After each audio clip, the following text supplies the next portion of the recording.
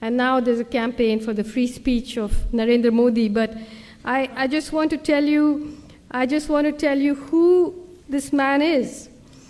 He was a member of an organization called the RSS, which is the Rashtriya Swayamsevak Sangh, which was set up in 1927, inspired by the fascists in Italy, inspired by Mussolini.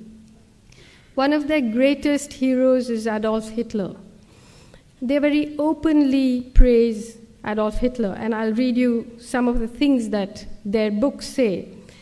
In 2002, when Modi was the chief minister, a train full of pilgrims coming back from the destruction of this Ayodhya mosque, which was disputed, the train caught fire. Nobody knows who set fire to the train, and 57 pilgrims were burnt. In reaction to that, under his watch, right-wing Hindu mobs went crazy in Gujarat. They burnt and killed and raped, and something like between 1,000 and 2,000 Muslims were massacred openly on the streets of Gujarat. 100,000 people were driven from their homes. The people who did the killing were helped by the police.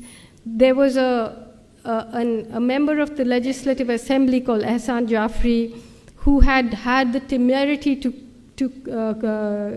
stand against Modi in the elections. His house was surrounded by a mob of 20,000 people. He made something like 200 phone calls asking for help. The police vans came there and went away. They didn't do anything. The mob surrounded the house. Ehsan Jafri came down and said, look, there were many people sheltering in his house. He came down and he said, look, do what you like to me, but let the women be, let the people who are taking shelter in my place be. They cut off his arms, they cut off his legs, they dragged his body around the place, and then they killed all the people there. They raped the women and they burnt them alive. So, and Modi said, well, if there's an action, there'll be a reaction. And this man is now the front runner to be the Prime Minister of India. And I just want to read you some of the things that the organization to which he belongs say. These are some excerpts from a book called We or Our Nationhood Defined by M.S. Golwalkar, who succeeded Dr. Hedgewar as head of the RSS in 1940. Ever since that evil day when Muslims first landed in Hindustan, right up to the present moment, the Hindu nation has been gallantly fighting on to take on these despoilers. The race spirit has been awakening. In Hindustan, the land of Hindus, lives and should live the Hindu nation. All others are traitors and enemies to the national cause, or, to take a charitable view, idiots.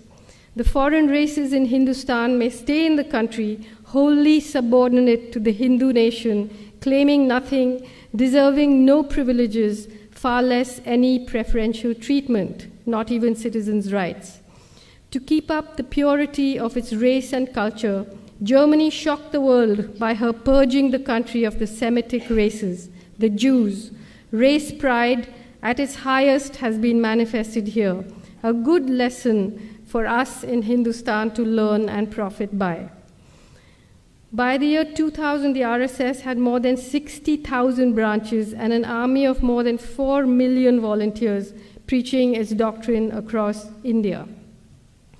Now, at the time when the pogrom against the Muslims happened in 2002, there was an outcry and people were shocked. But since then, Modi has won the elections 4 times. And now he has become the most favorite candidate of India's greatest corporations because he's bringing in a lot of private investment. So if you bring in the money, then a little killing, a little raping, overseeing all of that is not such a bad thing. So you have a situation where this kind of open, I mean, we call them fascists because they call themselves fascists, meaning they, in their books, admire the fascists.